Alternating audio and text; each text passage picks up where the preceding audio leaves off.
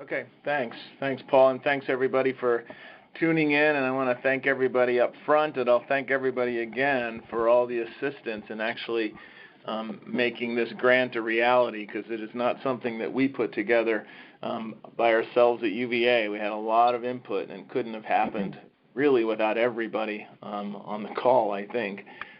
So what I thought I'd do briefly is go through a description of what we said we were going to do. In the middle there, Susan, I might pause and let you talk a little bit about design and analysis in context. And we'll have time for discussion. And through it all, in the end, I'll sort of give you a flavor for what the overall grant looked like, and then a little bit on timeline in terms of what comes next. So very briefly, the case we made starts with the fact that there's an evidence gap and that data is not sufficient to guide surgical decision-making for clinicians and parents. Secondly, surgery is a major part of interventions for spastic diplegia, essentially bilateral spasticity in children that are ambulatory. Surgery is a big part of their lives in childhood, and there's a lack of comparative evidence which contributes to parent difficulty and stress in deciding for or against surgery.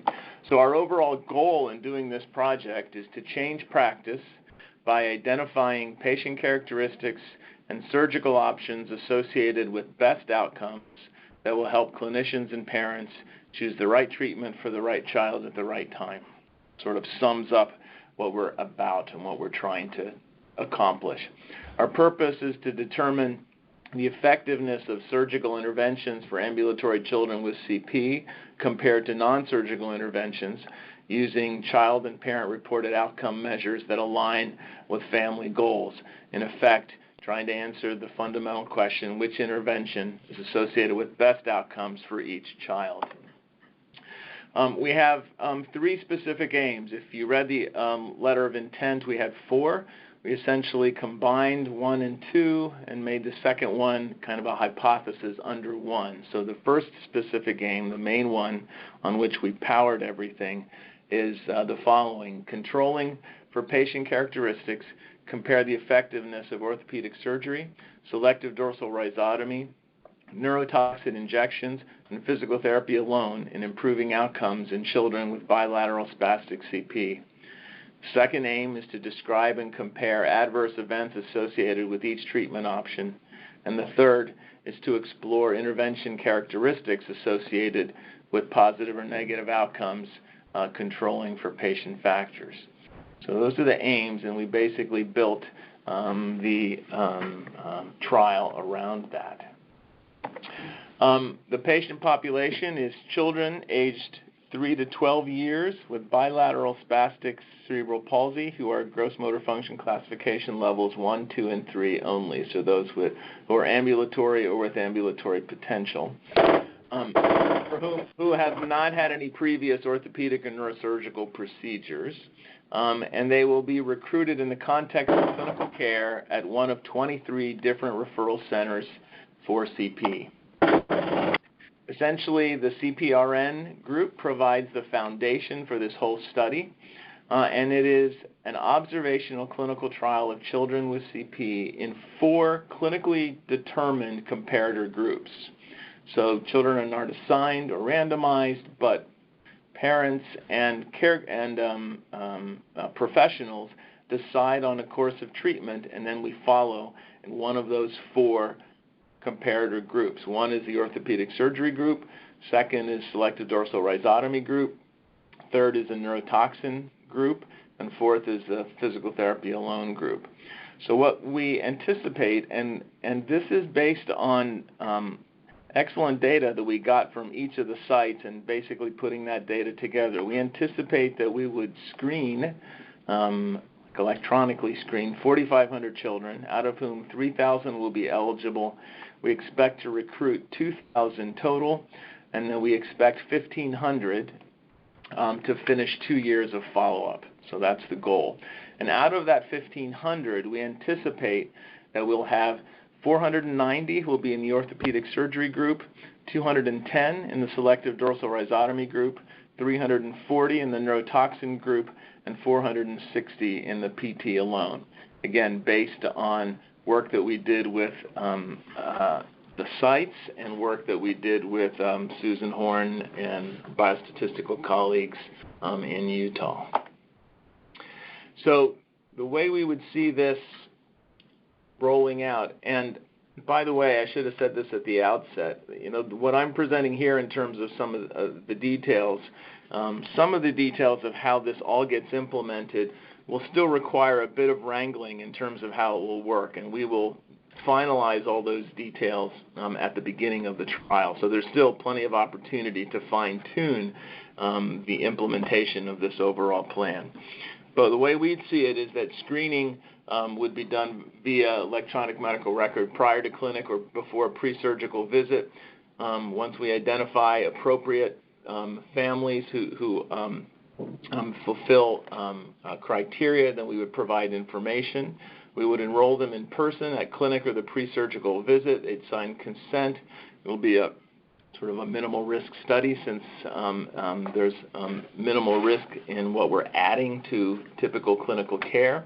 And then we'll obtain baseline measures. Each child will then work with their clinicians, and they will determine together which cohort group they will be in, and then they will be followed in that cohort group. And then additional clinical data will be collected via the electronic medical record. Outcomes would be collected at baseline and then at 6, 12, 18, and 24 months.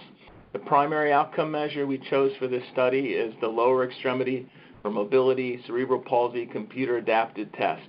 It's a relatively new iteration of computer adaptive tests that has been shown to be sensitive to change in the population that we were interested in. Secondary measure will be, first and foremost, the GOAL questionnaire developed at the University of Toronto by our co-investigator Uni Narayanan and his colleagues. Going to utilize, upon feedback from a lot of the sites, the Edinburgh Gait Scale, also include the Functional Mobility Scale, Modified Ashworth or Tardieu. We'll do some wrangling about those two probably eventually. And then other PROMIS measures looking at fatigue, pain, and anxiety. And there will be other sort of secondary outcome measures, but those are the main ones that we're interested in. So study design will be a comparative effectiveness design as has been successfully utilized in rehabilitation medicine by Susan Horn and her colleagues. So Susan, would you like to chime in here about the specific study design and some elements of the analysis? Sure, I'm happy to. So the design here is that we work with the frontline clinicians, as Rich was saying, to finalize exactly what variables we'll collect, how we will define them. You work with us as a frontline group along with the parents. Everybody works together to decide how to define the things that they think could be important in affecting the child's outcome. We want to pick up everything. We want to pick up, and that's the point of the second bullet here, granular data collection with a range of objective outcomes. We want to get data about all the details about the patients that people think can make a difference, all the details about the treatments, how the treatments are delivered, how much of the treatments are delivered, when are they delivered, etc. And then we want to, of course, have the outcomes so that we can see what combinations of patient characteristics and treatments are associated with better or not better outcomes. One of the measures that we will use in this study is the Pediatric Comprehensive Severity Index. That's a measure that we've put together over the last 30 years and used in actually all of these practice-based evidence studies because it gives us an additional handle on how severely ill a child is, different from how severe their cerebral palsy is. It's all their other conditions that they've got, and that often will affect what outcomes are and even sometimes what treatments will be delivered to children. that instrument will be trained in how to be able to use it. And for those sites that can download some data, we might even be able to download some of the pieces of information needed for the CSI when we are doing the study. All of that, of course, will be worked out with your information systems departments at each of the facilities. So that's the general picture, and this is a design that we have used in 4 other very large practice-based evidence studies in other areas related to rehabilitation and improving outcomes in terms of mobility in the past. We've done it in stroke, in hip and knee replacement, in spinal cord injury, and most recently a very large study of over 2,000 patients in traumatic brain injury. And the findings always turn out to be exciting in these studies because when we analyze the data turn out to really give us some messages, many of which don't surprise us, but also a significant number of them will surprise us as to what's associated with better outcomes for very specific patient characteristics. The next slide about statistical analysis.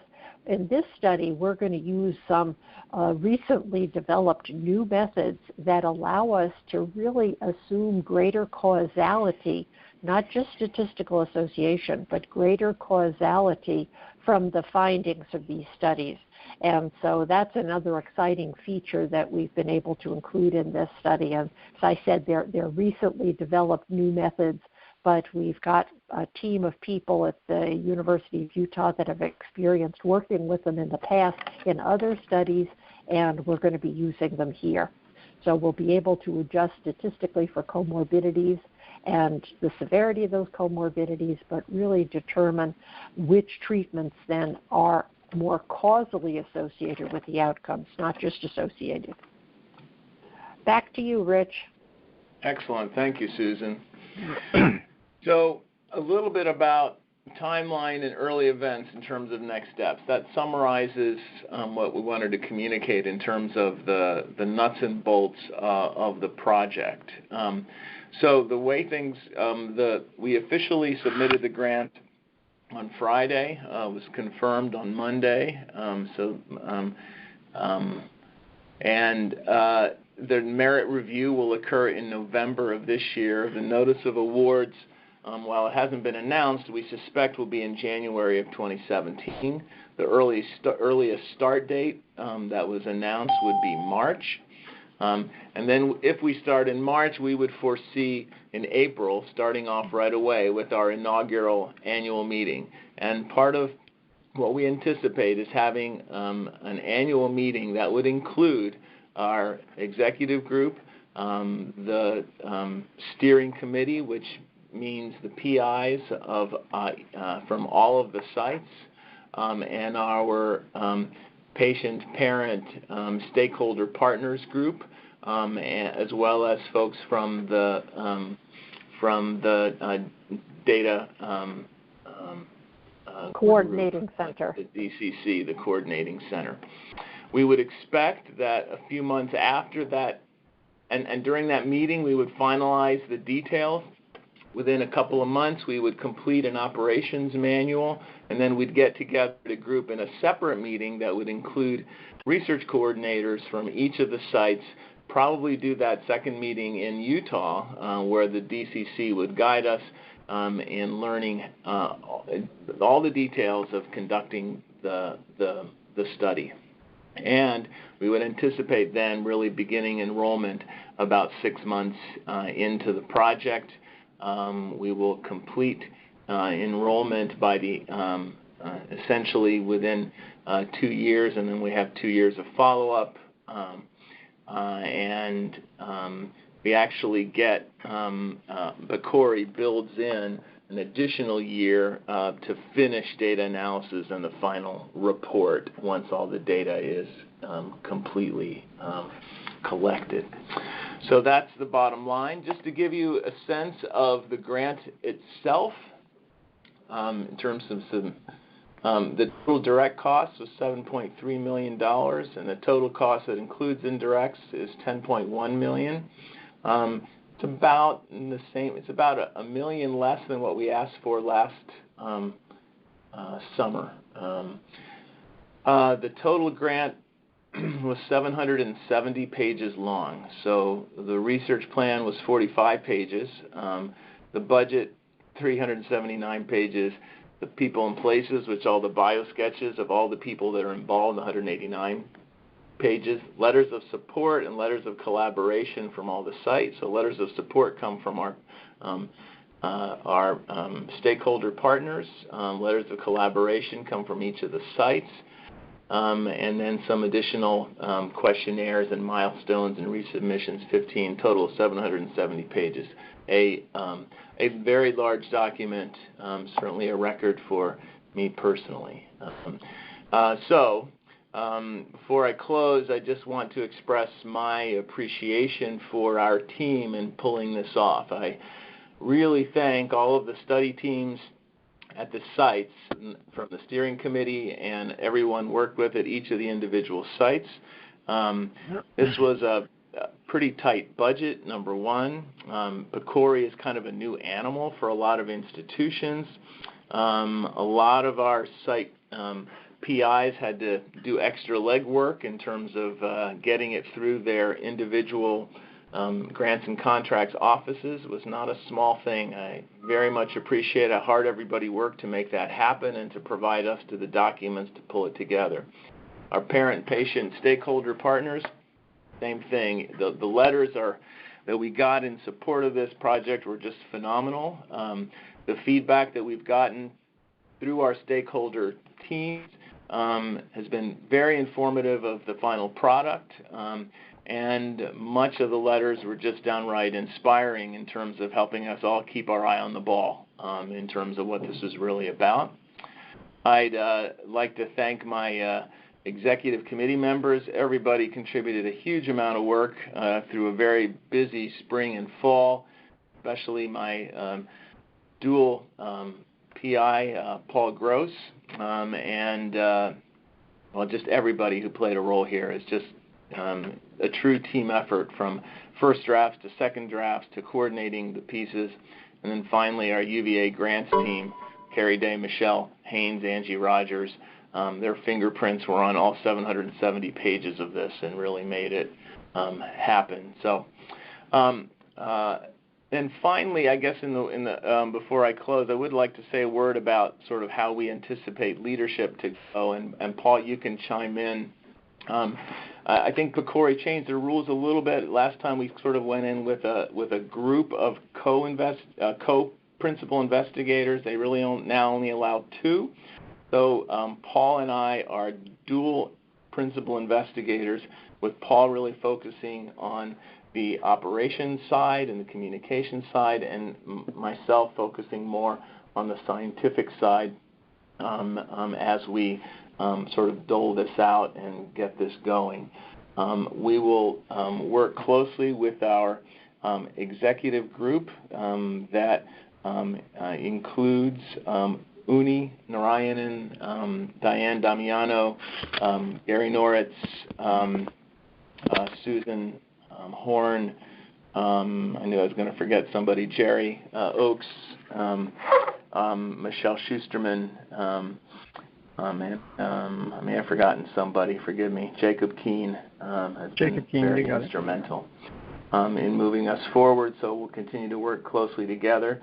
We will work throughout the time with each of our larger groups. The study site steering committee essentially is made up of our PIs from each of the sites. We will have regular communications and conference calls. We will include regular communications and conference call with our shareholder partner groups.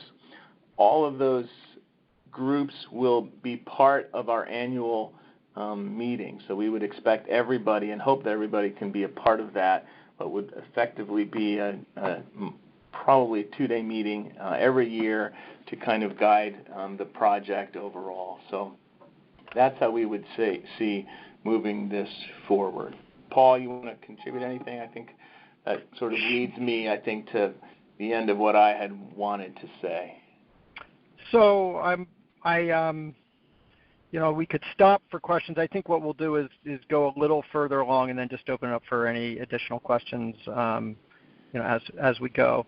I think one of the things I want to clarify is that, CPRN as this collaborative effort of 18 sites is now sort of expanding to include, we're up to 23 sites for this study.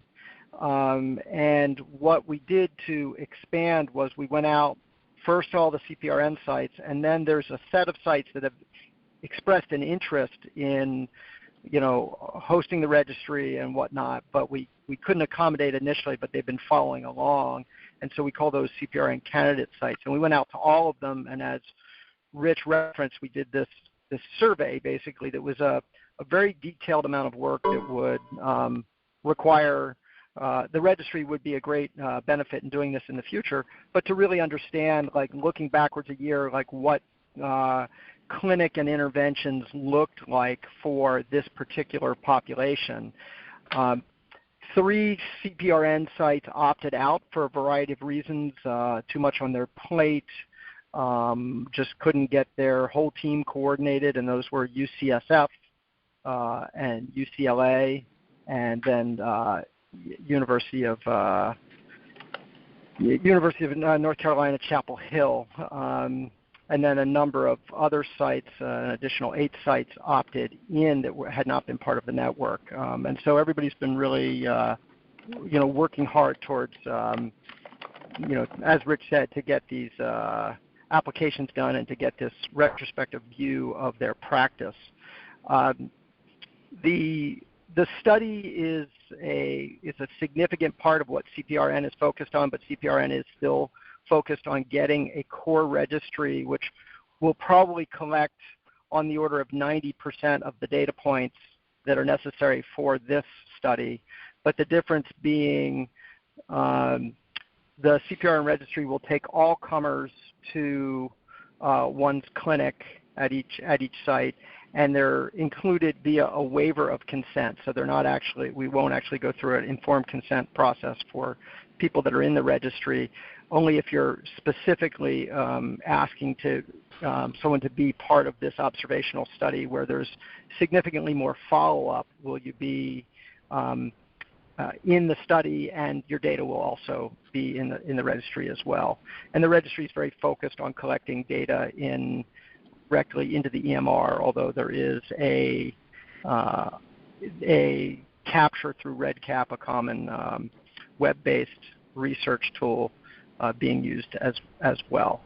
So that's the role. So CPRN will continue to move the registry forward, and expect that the registry, which is up and running at Nationwide Children's right now and have several other IRBs submitted, we expect that it will be running at many of the sites by the time we're ready to start collecting data for the study overall. So just want to give people a sense that those will continue in parallel. And then I think with that, I'd love to have Michelle talk a little bit for everyone's benefit about how the patient stakeholder partners committee fits into this effort overall, and especially because I'm not, for the site PIs, PCORI does things a little bit differently, and I think it's worth making sure you understand that role of this group. And for the PSP members, it's important for you to understand sort of both sides of the equation as well. So, Michelle? Sure. Yes, thank you. So I'm going to go into a little more detail than maybe some of you on the call need for those people that will be listening later and are new to our PSP group and just want a little more information. So PCORI is very unique because it actually, if people don't know, PCORI stands for Patient-Centered Outcomes Research Institute. So it's a private agency that funds research, and they are focused on including patient and family perspectives throughout the research process. So that means from the study development to its execution and beyond. It's not just about soliciting insight from the community, but really having them play an integral role in the research process. so that in the end, the research that is conducted and the way it's executed is inclusive of patient and family ideas about what's meaningful to them. The central focus of this study, comparing surgical procedures, came together as a result of a patient survey that was distributed throughout social media, and we had over 1,200 people who responded and gave their insight about decision-making and treatments and interventions for cerebral palsy, and had the majority of whom shared that surgical procedures posed the most difficulty for them. So PCORI it's very unique in that they give equal weight and maybe even more weight to the demonstration of how the research team and the study has been inclusive of patients and their families. So we have developed a panel.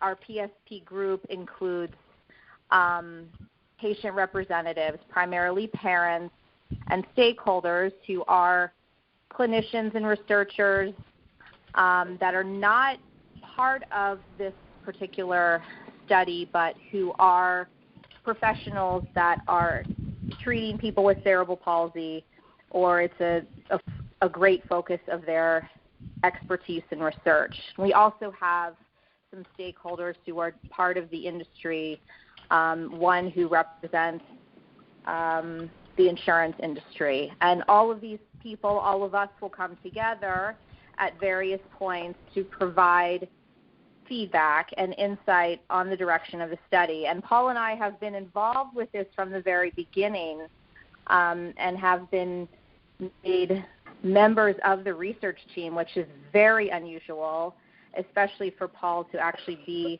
a principal investigator as well. And from my perspective, it's been extremely rewarding. I feel like my concerns have been taken very seriously. And last year when we had our PSP group come together on a phone call, we got some feedback that was very critical to thinking through our study and making it a successful application. And one of those points actually I think has continued to haunt us a little bit. So it's really been very incredible. And in the end, what we're going to do is, I know Rich mentioned that we will have a couple meetings per year, and one in-person meeting where our PSP will come together with the investigator team. And throughout the study, we will be able to talk about plans for the coming year. We will potentially be reviewing or developing documents that might be needed, providing input on maybe surveys and the language that's used with those surveys. And ultimately, if we're successful, which I hope we will be in getting funded, we will work in the end towards a strategic plan for how the results of the study will be used to change practice and patient and family decision making. And I think that about covers it, and maybe more detail than everybody needs, but I think that's it. That's good. I think what we should do, that's what we spoke for a while, and I think we should open it to any questions about anything that's been said all the way along the way.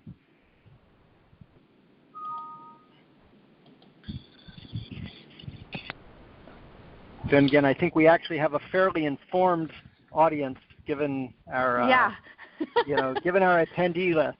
So let me just ask this. There were probably 2 dings along the way of people joining.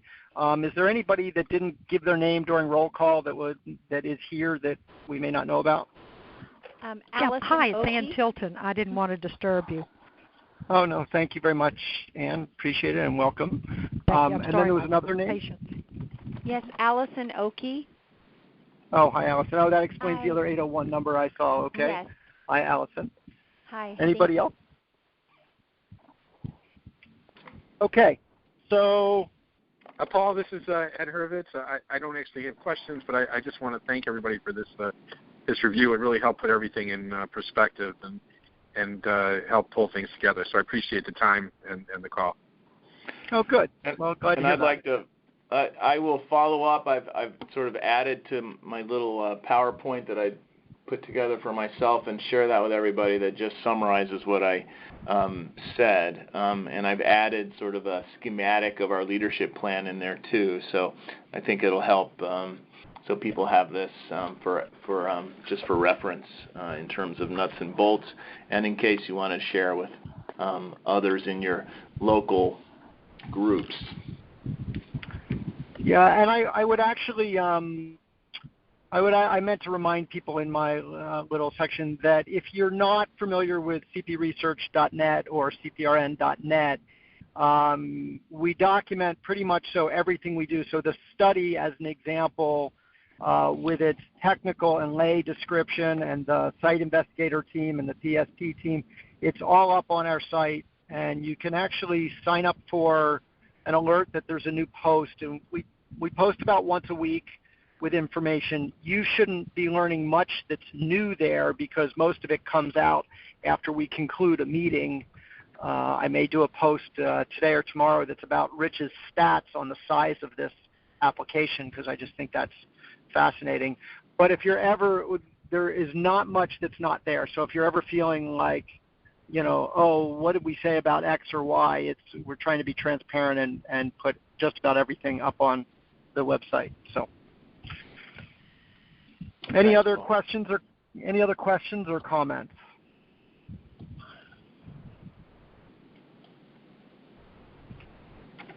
Okay. Rich, you want to take the wrap? Not much else to say. Again, just thanks everybody for your help with this. My standard line these days is that I'm not particularly optimistic, but I'm ever hopeful. And I'm quite hopeful because I really am very proud of this work that we've done together, and I look forward to the opportunity to actually be able to implement it. So keep your fingers crossed. Do whatever you have to do to make good things happen, and we'll move from there. Thanks, everybody, for your attention and for joining on the call. Okay, thank you. Thank you. Thank you, Rich. Thanks, Rich. Michelle and Susan, that was well put together. I think captured everything. That was great. Great. Thanks all. Thank you. Thanks. Bye. Bye. Bye.